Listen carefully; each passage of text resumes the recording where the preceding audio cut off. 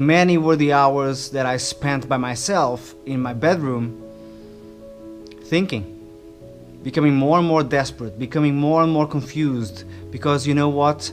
You have to hit rock bottom to make sense out of your own confusion.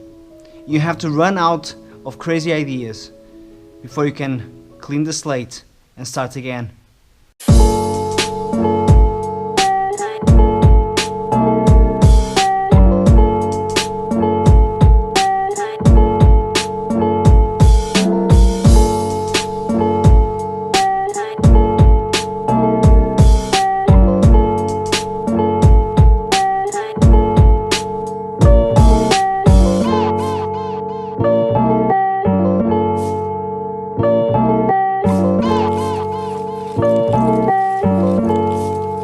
Who are you? Really? Who are you? What do you do? How do you do it? How did you decide to do that? What makes you, you? And more importantly, if you could change yourself, and if you could become anyone else, who would you be?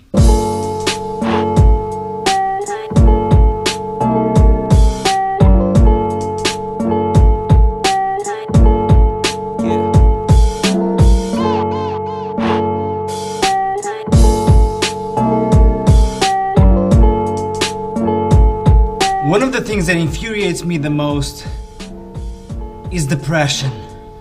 Depression is evil, and make no mistake, depression is real.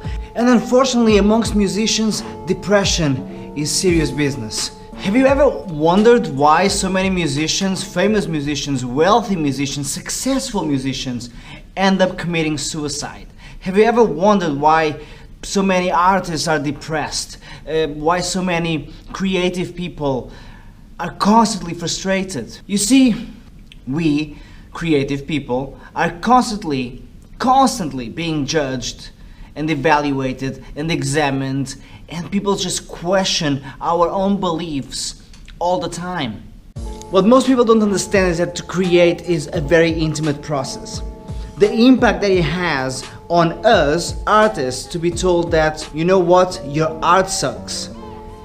It's crazy how much impact, how much pain that causes. But there's another side to this as well. We are often told that to be an artist is a waste of time. We are often told that we need to find a real job. We are often told you suck. And that can be very difficult to manage. All that pain, all that criticism can be hard to cope with. My advice is, put it to work. But ultimately, you have to ask yourself, are you happy with the person you are right now? Are you happy with how you are managing all these emotions? Is this something that you can do better? If you did it better, would that help your creativity? Ultimately, and at the end of the day, you have to ask yourself, if you could choose, who would you be? Let me tell you a story. In 2012, I decided to move to Dubai. Maybe some of you know that, and maybe some of you have read that. I lived in Dubai for a while. I was a music teacher there, I was a drum teacher. And let me tell you why I went there. I moved to Dubai because I was fed up. I was fed up of not feeling valuable. I was fed up of not feeling like I was respected. I was fed up of not seeing my work pay off.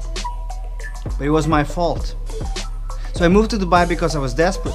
I moved to Dubai because I was confused. I moved there because I didn't know what to do about my life. I didn't know what to do about my relationship. Everything was a mess. I was depressed. And I should have asked for help. And instead, I ran. And I ran as far as I could. And I landed in Dubai. Yes, I learned a lot while I was there, and it helped me understand business, and it helped me understand life.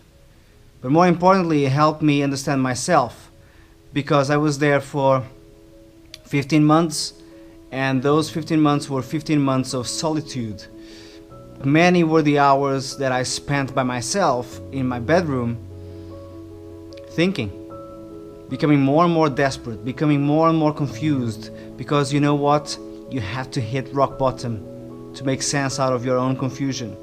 You have to run out of crazy ideas before you can clean the slate and start again. So 15 months later, I gave up and I left and I went back to Portugal. I was ready to start again. At that point, I had decided who I wanted to be, why I wanted to be that person, what my purpose was, what my vision was. So I went back to Portugal in December 2013. 2 months later, I moved to England. 9 months after that, I opened the Leeds Music Academy. Now I was unstoppable. I just kept on going. I knew who I was. I knew what I was supposed to do. And more importantly, I knew why I was supposed to do what I was supposed to do.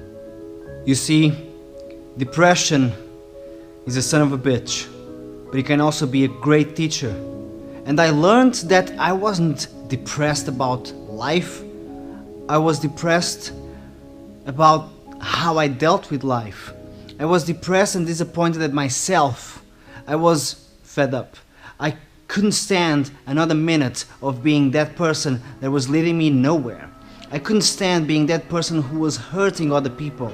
I could not stand not being me. I could not stand not being the best version of myself. So what did I do? I decided to be the best version of myself. So first, I had to find out who that was. So I sat down and I wrote what I thought I was at the time.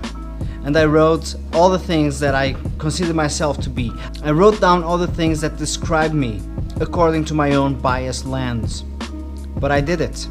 And I tried to be as honest as possible. So I wrote down liar, lazy, unfocused, distracted, greedy, all of it. And then I wrote who I would like to be. Motivated, honest, hardworking, loving, compassionate, understanding, focused. I realized as well that some of the adjectives that describe me on the negative side, I wanted to keep them, and that was okay. And then I realized that some of the things that I wanted to become, they weren't me, and that was okay. But I adopted a new self, and I started working towards becoming that person, not someone else, not that person that I was disappointed at, but a person that I would be proud of. I'm still working. Yeah, I'm still working. Life is not easy. Life is not supposed to be easy. Our job is to make it simple. Our job is to make it loving. And our job is to make life an experience of sharing and learning and growing. That's it. If you try anything else, you might be overreaching. But if you do these, for sure, you will achieve everything you want and then some. Now, get to work and go find out who you are, who you want to be, and how wide is the gap between those two. I got your back. Let's get to work.